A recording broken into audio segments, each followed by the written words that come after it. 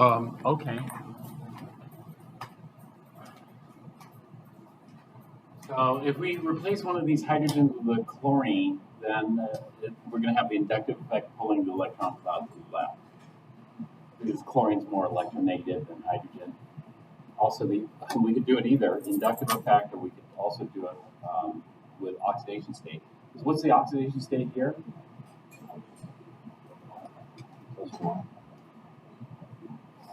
Well, right now, without the chlorine. Oh.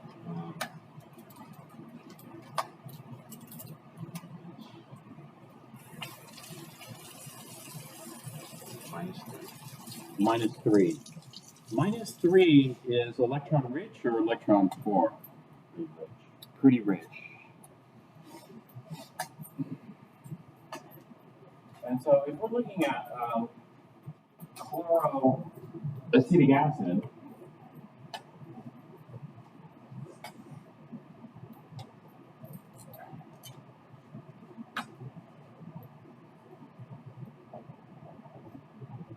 did I already talk about chloroacetic acid?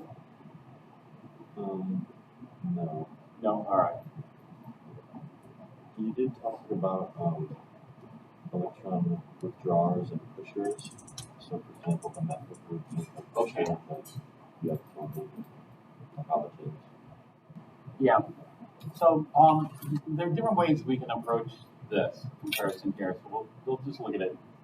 Well, one thing we know is that there's going to be an inductive effect. We can show it with the arrows. Like this. So now we're going to have two electronegative terminal atoms pulling. This is going to make this even more positive than this over here. So we left off with the arrows. We just set up a chain of arrows like this. This one was the least.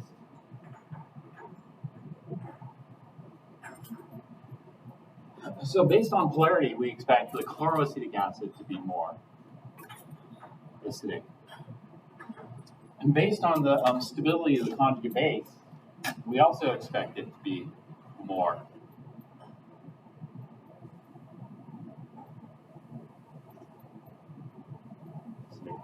So how is this going to change this here? So let's take a look. I'm going to put this as the hybrid structure here, like this.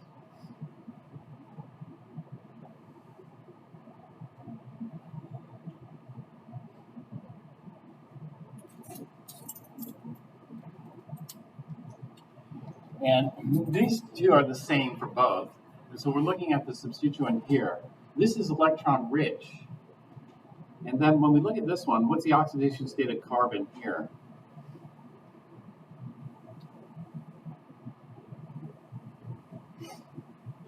-1. It's also -1. -1 is on the rich side as well. But when we compare it, this is -3, this is -1. This is a lot less rich. And therefore, it's going to not push as much electron density towards this group. And so in other words, this should be even more stable. Does that make sense?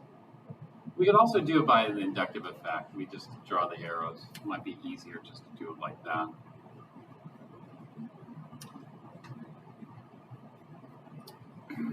And thus, we're going to delocalize it by both inductive effect and resonance delocalization. And so this is going to be even weaker. And so this will be the weakest of the three and the most stable. If we add more chlorines here, we add another chlorine here and another chlorine here. So if we go to trichloroacetic acid is going to have 3 chlorines. And what's the oxidation state on chlorine in trichloroacetic acid? +3. So if we put 3 chlorines on here, that's going to change it quite a lot.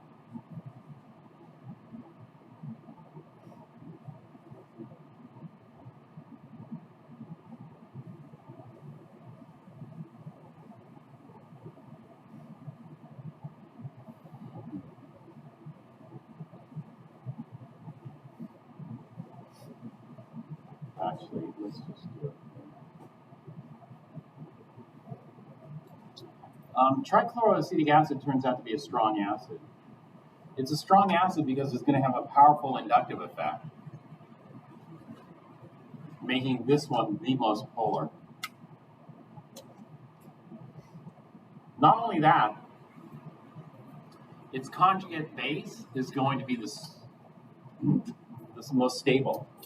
It's going to be the weakest because we're going to have a large inductive effect here. And we can see this. What's the oxidation state of the carbon here?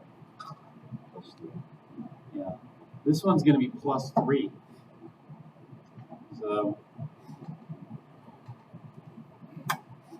what we have here is when we look at this group will label as electron pusher. This group here will be heavily as an electron withdrawer.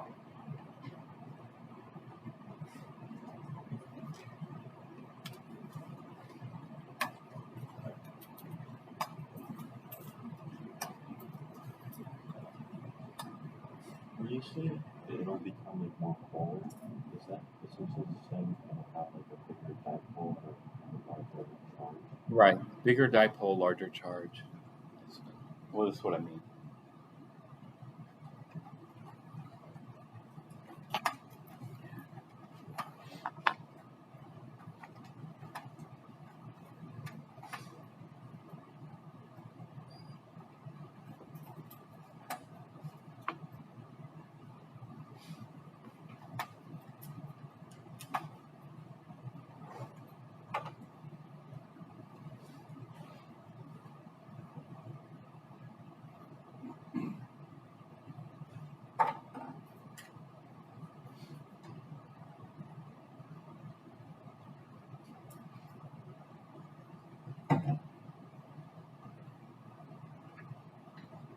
All right, did we look at these already? Yeah. Did we look at this? Okay.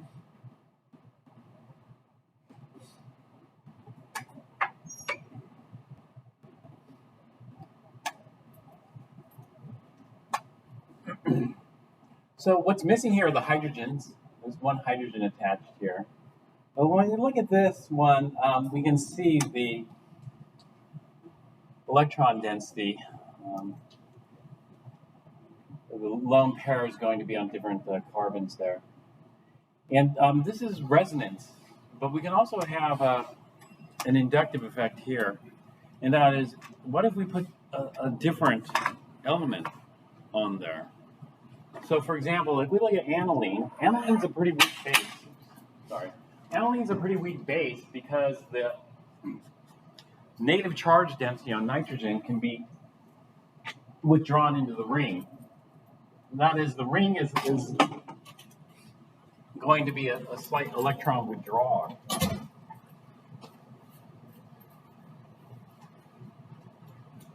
Here. So what if I did this?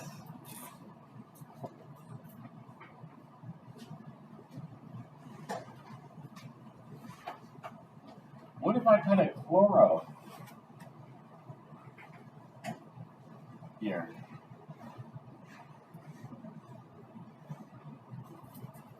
Instead of a hydrogen. So take out a hydrogen, put a chloro there. Would it make it a weaker base or a stronger base than aniline?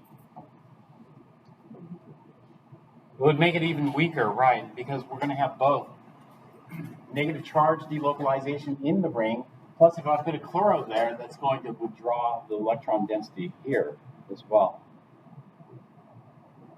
So that will make it weaker. Did we talk about these?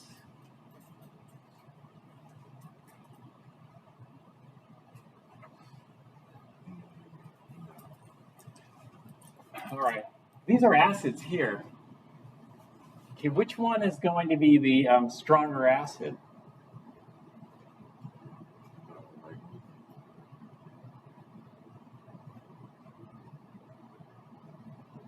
The right one? Well, the right one because we can think in terms of inductive, yes. But we can also look at in terms of stability and conjugate base. And let's talk about this briefly here.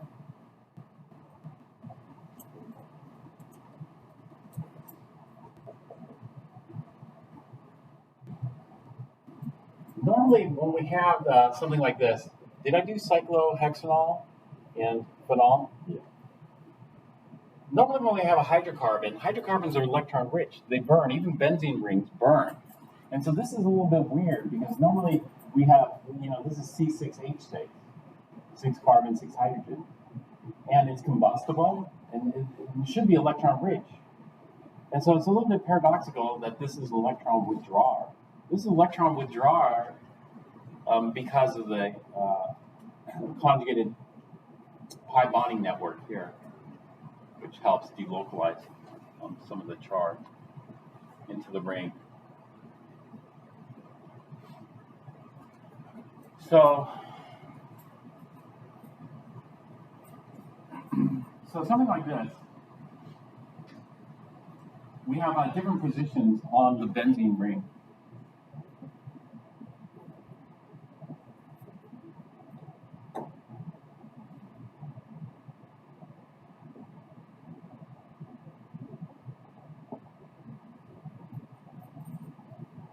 The ones that are adjacent to the functional, this is called the functional group, which is alcohol. These two are called the ortho. And then these two will be the meta. And this last one is the para. So we have ortho, meta, para. Yeah. The next level that we look at this is, okay, what do we put on the ortho? If we put an electron withdrawer versus electron pusher. If we put an electron pusher, how's that going to impact things? And so in these particular positions, especially in the ortho and the para position, it's going to make a significant difference. Because if we look at the conjugate base for this, the conjugate base would be phenoxide. Looks like this.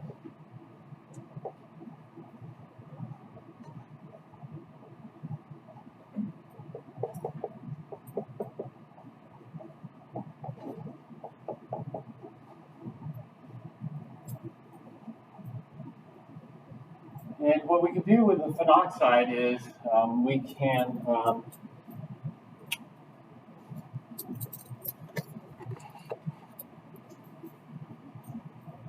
redistribute the electron density into the ring.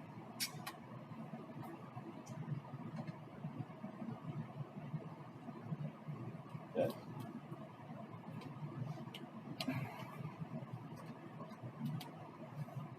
So this is going to generate a structure that looks like this.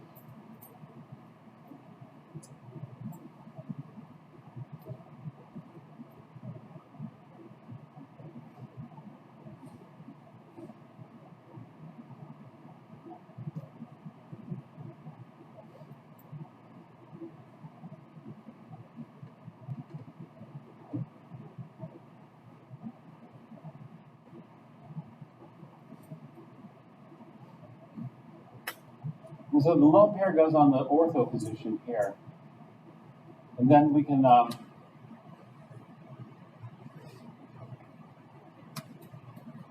redistribute the electrons here.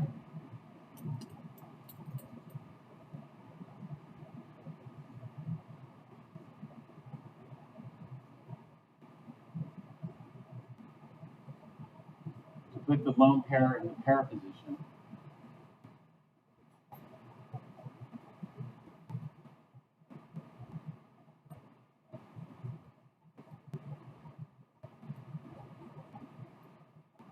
Here. And then finally, we can throw the lone pairs actually into ortho position again.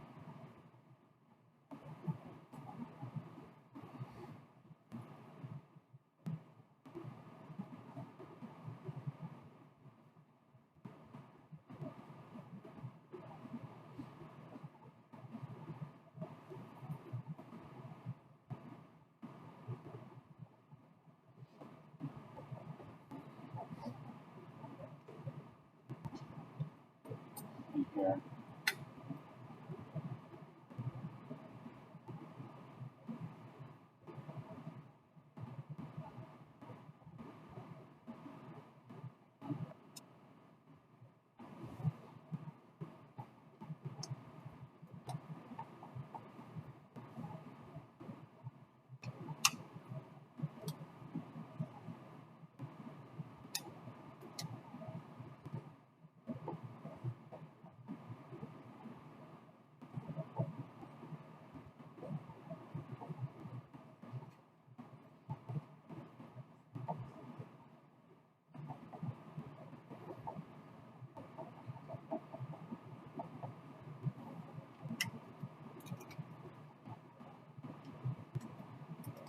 Then we get back to this.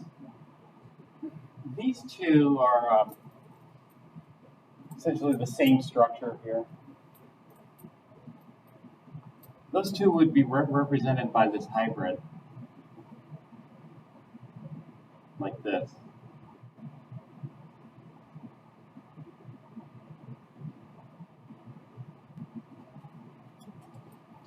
And then these would be equivalent resonance forms. But when we look at the lone pair, it's either on the ortho position or the para position here. And so the biggest impact is I want electron withdrawing groups on ortho positions or para positions, and that's going to further stabilize it. If I put an electron withdraw on a meta position, it's not going to have as much impact. So if I could put an electron withdrawing group, for example, if I put a chlorine here, it's going to help stabilize the negative charge on this carbon, making it even more stable.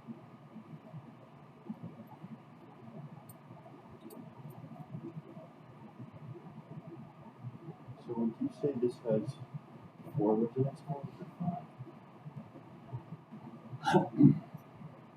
Well, it depends on. In one sense, I would say it has 4 resonance forms because the first structure and the last structure we can represent as this hybrid structure, which is they're equivalent, and then these 3 are somewhat similar. So it depends on how you want to divide it. For example, when I was looking at earlier structures, I would look at the ones with 1 double bond, and the ones with 2 double bonds, the one with 3 double bonds, and then hybridize that. And so I guess in one sense I would think 4 resonance forms because the last one and the first one are the same energy, and then we have these 3. But I don't know. Probably it would be better to say 5. I think in the morning I said 4, but I was thinking about it afterwards. It's probably not best to treat this as a hybrid and treat it as a separate resonance form. So 5 resonance forms. How many did you guys get? You got 5? Yeah. Because when we look at acetate and we switch, we say it has 2 resonance forms.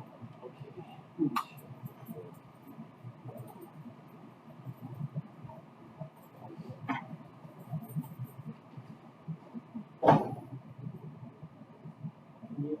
Close the sashes.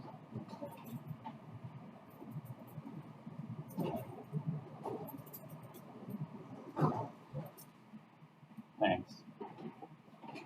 All right, when you look at acetate, Yeah, we say it has 2 resonance forms, and then you just switch where the double bond is. Yeah. So that's why I was thinking 5. 5. You're right. It should be 5. I told the morning class 4 because I treated them together. Normally benzene rings are written, let me show you the way rings are written, but really, yeah, you're right, it should be 5. Is that what other people got?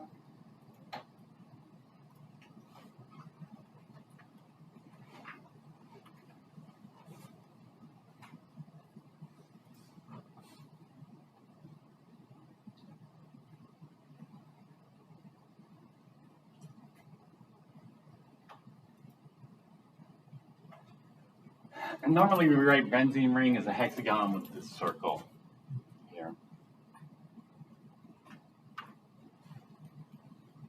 And then those are based on those two other equivalent. But really, it should be fine. Two of them are equivalent, and then the other three there. And out of the other three, two are ortho, so those would be equivalent. And then one's para. All right, any questions on this? And so if we go back to aniline,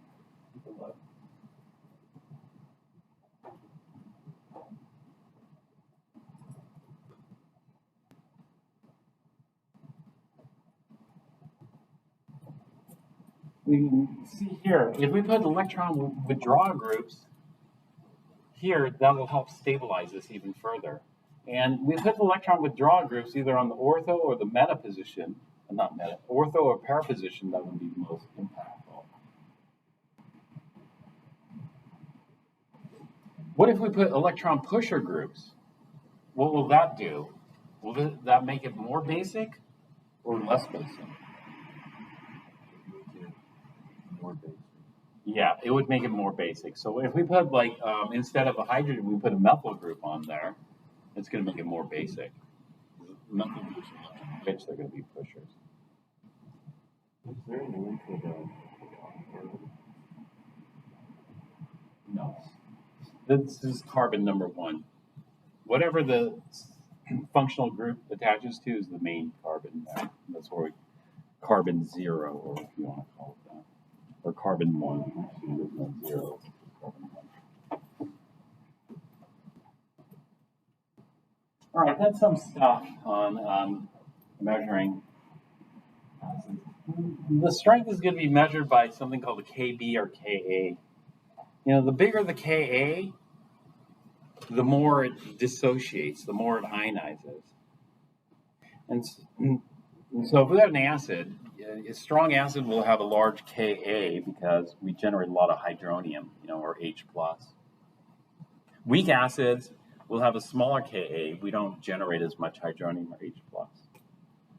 The same thing with bases. The larger the Kb, the more hydroxide it generates upon hydrolysis. And the smaller the Kb, the less hydroxide it generates upon hydrolysis. And so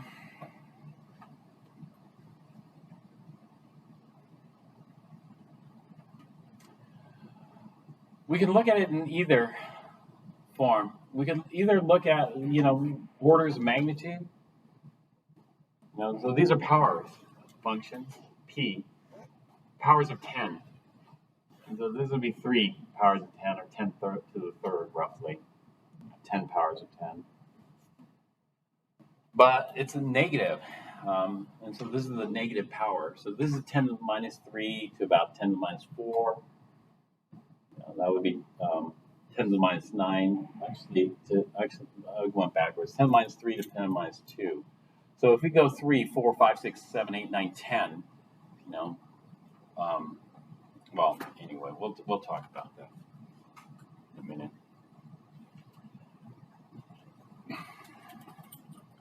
And so we can see how many orders of magnitude, gases vary. But the last part here will tell us something about the coefficient. We'll talk about next. So today what we're going to do is we're going to measure the pHs. Acid-based solutions. So the Ka and the Kb will tell us about the acid strength and base strength. And the stronger the acid, it'll generate more hydronium. And what pH does is